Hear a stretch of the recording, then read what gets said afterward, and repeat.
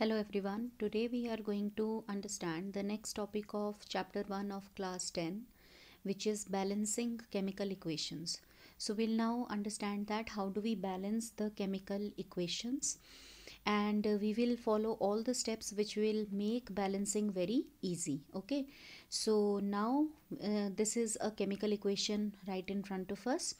So here we can see that we have got two reactants, iron and water, and we have the two reactants are written on the left hand side of the arrow. Okay, then we have got two products. So if this is product 1, this is product 2, and both the products, they are written on the right hand side. If we have more than one reactant, then they are always combined by putting up a plus sign.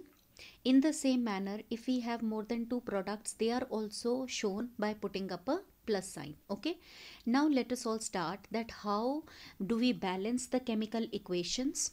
So first of all, what do we need to write? We need to write down all the atoms of the elements which are present in a chemical equations. So like we can see that we have got three elements over here: iron, hydrogen and oxygen.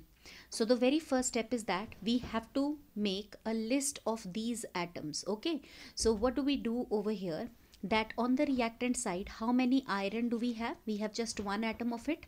Then on the like hydrogen, we have got two atoms, right? This two at the base is called as a subscript, and subscript is always only for that element which is written before it. Okay, so this is written like 2 is having hydrogen before it, so this is for hydrogen 2 atom. Then oxygen is just one atom. But when we move on to the product side, we have got two atoms of iron, then hydrogen, there are two atoms, and then oxygen, we have got three atoms. So we are done with the very first step, that whenever we have to balance a chemical equation, we will first make a list of the number of atoms of the reactant as well as the product, how many are given to us, right? So we have made a list. Now after that, we have to see that that number which is the maximum. Okay, that element whose atoms are present in the maximum number. So if we compare, we can see that oxygen is the maximum, right? So we have to now start with oxygen. So now if we see that on the product side, oxygen it is 3, but on the reactant side, oxygen is just 1. So first of all, we will start with oxygen whose atoms were maximum, right? So now we have to make this as 3 in case of the reactant. Okay, so how do we make it 3? We will add a coefficient, right? So whenever we have to balance, we have to add that coefficient in front of that molecule where we have to balance it, right? So this we have added 3.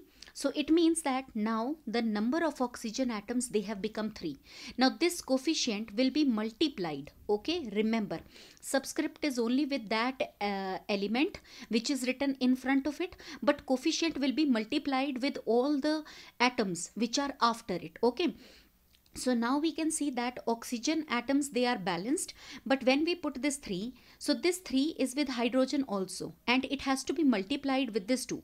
So now when we put this 3, so oxygen hydrogen atoms, now they are not 2 anymore, they become 6. How? 3 into 2 is 6. Okay, but now let us move on to the product side. So how many hydrogen atoms are there? There are only 2. So now we have to make it 6, because in the reactant side it is now 6. So how can we make it 6? By putting up a coefficient 3 in front of it. So now it becomes like this. So it is 3 into 2, that is equal to 6. Now hydrogen atoms, they are also balanced. Now we are left only with iron. So iron on the product side is 2, but on the reactant side it is just 1. So how can we make it 2? We will put up a coefficient 2 over here, and if nothing is written at the subscript, it is like this. So 2 into 1 is 2, and now it also becomes 2. So at the end, now can we see, we started with oxygen, right, by putting up a 3. So oxygen was balanced, but then hydrogen turned out to be 6. Then we put up a 3 in front of the product, it also turns out to be 6. And then iron was 2 in the product, and we put up a 2 as coefficient in the reactant side, and now the atoms, they are equal. Okay, so just remember the steps, that the only two things we have to keep in mind. First, we have to make list of all the atoms on the reactant side and the product side, how many atoms are given. And second, we have to start balancing with that atom of the element where we have the maximum number of atoms. Okay, remember this, maximum number of atoms, we have to start with that element, and balancing is very easy. So let us now take this example.